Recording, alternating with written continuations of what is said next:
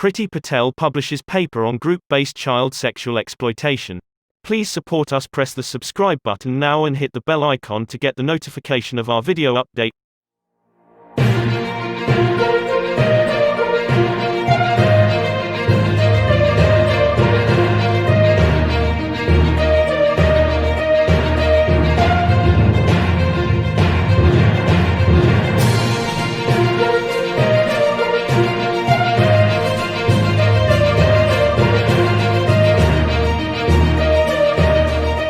The Home Secretary has today published a paper on the characteristics of group-based child sexual exploitation offending, making clear that more will be done by government, law enforcement and partners to better safeguard children and tackle perpetrators. The findings provide safeguarding partners with an overview of the current evidence in relation to group-based offending. The paper sets out the limited available evidence on the characteristics of offenders, including how they operate, ethnicity, age, offender networks, as well as the context in which these crimes are often committed, along with implications for frontline responses and for policy development. An external reference group, consisting of independent experts on child sexual exploitation, reviewed and informed this work.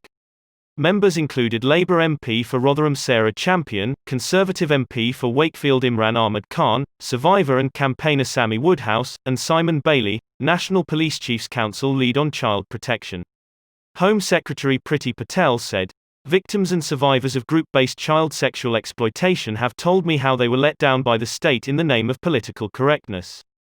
What happened to these children remains one of the biggest stains on our country's conscience." This paper demonstrates how difficult it has been to draw conclusions about the characteristics of offenders.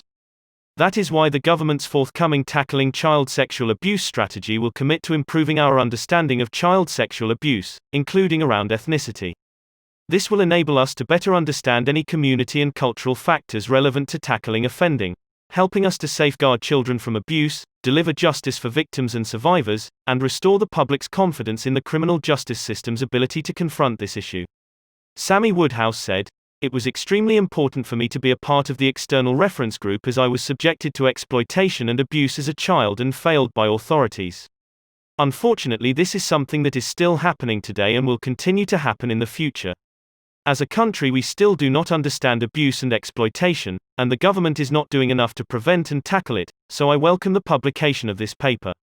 I want perpetrators to be held to account for their criminal activity regardless of race or religion, because unfortunately they haven't, and it still remains a subject that we cannot openly discuss. No one should be exempt." Simon Bailey, National Police Chiefs Council lead on child protection, said, "Since 2014 the police service's response to group-based child sexual exploitation has significantly improved, and I remain committed to continue this work, to strengthen it, to build on the investments and to improve it further. All victims of child sexual exploitation have a right to expect the best possible response from the police service." The research commissioned by the Home Secretary into group-based child sexual exploitation has highlighted just how complex and challenging this particular form of child sexual abuse is, and acknowledges there are significant gaps in our knowledge and understanding. As a member of the external reference group, one welcomed the commitment to improve data collection and the proposal to commission further research on behavior, including pathways of offenders, the effectiveness of disruption and preventative measures. I look forward to the next steps in relation to this crucial area of work. The paper summarizes studies which suggest individuals committing group-based child sexual exploitation are predominantly, but not exclusively, male and often under the age of 30. Some studies have indicated an overrepresentation of Asian and Black offenders. However, it is difficult to draw conclusions about the ethnicity of offenders as existing research is limited and data collection is poor. The lack of robust data on ethnicity and other factors is disappointing. However, community and cultural factors are clearly relevant to understanding and tackling offending, and an approach to deterring, disrupting, and preventing offending tailored to the communities in which it occurs is needed. Therefore, a commitment to improve the collection and analysis of data on child sexual abuse, including in relation to characteristics of offenders such as ethnicity and other factors, will be included in the forthcoming Tackling Child Sexual Abuse strategy to ensure the factors and context of offending are understood and confronted.